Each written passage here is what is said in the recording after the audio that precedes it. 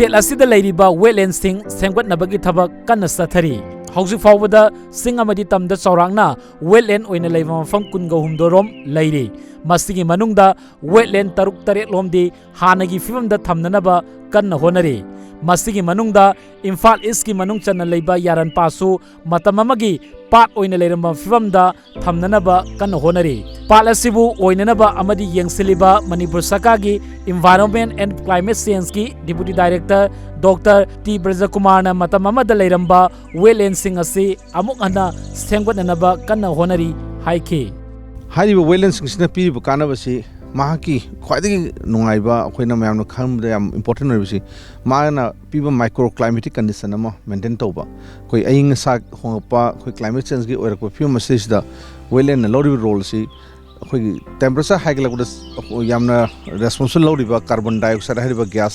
green house gas तेरिबा carbon dioxide gas सी wetland sink यामनो गुड सिंक खमोइना हाइ सुबसनबदा यामनो मतेंग पांगबा दुगुंबा रोल अमा याम चांगलोई अदुदा नतरा माना अनकपदर लेबा अखोइगी कोई विलेजर दा नतरा अनकप कैचमेंट दा माइक्रो क्लाइमेटिक कंडीशन माना फजन बैलेंस तौर थमे हेतारे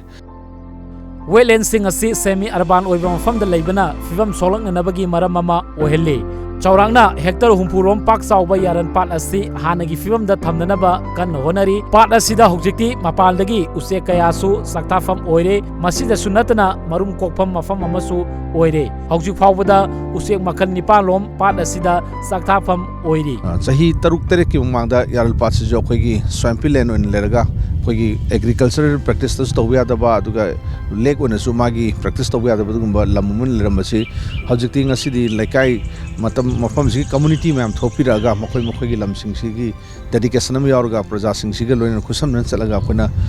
लेक से अमुना रिजुबिनेट तौरा कांदा अखोना ngasidi यामदो हेक्टर हुमफुमुकी चौराकपा इसिंग थंबा याबा एरिया मखोइना जि पुथोकपगा यामना मखोइगी अर्निंग सोर्स अम ओइना अदगी अमदि मखोइदा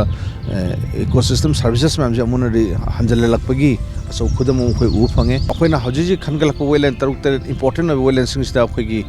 मरुइना से पुमलेन part Waithaupat adagi Yaralpat similare ikopam lere aduga chingi wetland akoigi awangba high altitude leba wetland se jaimeng sena Kangkupi district leba jaimeng sima koi dum siju gam phaja wetland ma siju rijibne tawgi pandam leori aduga ukhulgi kasopung aina leba jaga state leba akoigi kasopungi wetland simga swan hill gi oiba wetlands khar jo ko yaurga masi rijibne tawgi habigi akoi plan de lei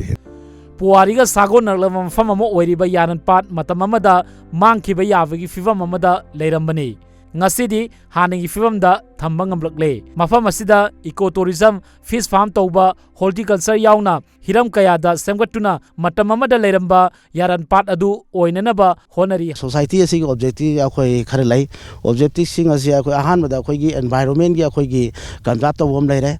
conserve tawrubina hoje akhoi ising leirabina akhoi gi fishery gi masi item um su paikhale adu hariba item ani si hoje akhoi khara makhai di paikhat pangame aduga ahum subda hoje akhoi na target amar thamba pamisina akhoi gi hariba mafam asi akhoi gi ecotourism oiraknabagi pandam do miyeng do adom da sangi aduga loinana akhoi na sida pa makhatana aikoigi leiriba akhoi horticulture na singba adigi animal husbandry singba sugumba item manga se akhoi lokhat ke na khali Yaralpat ki hanagi matam amagi leiriba saktam sing asi houjikti tamna hanjilakpaga loinana tongan ba akhoi leibak singdagi makhan kaya gi usek waya sing pairaktuna mafam asi mahuksagi fazaba mafam ama houjik kana oirakle Yaralpat ki akhoi bida leiriba tongan ba miyoi singna haiba palasibu hena fazanana ba hena kannana ba amadi mahuksagi oiba phibam sing asinana ba honaba matamda miyamgi asoba mateng support tangai fadana sangi paudam jariba Nabakumar Khagopam Times of Manipur Yaralpat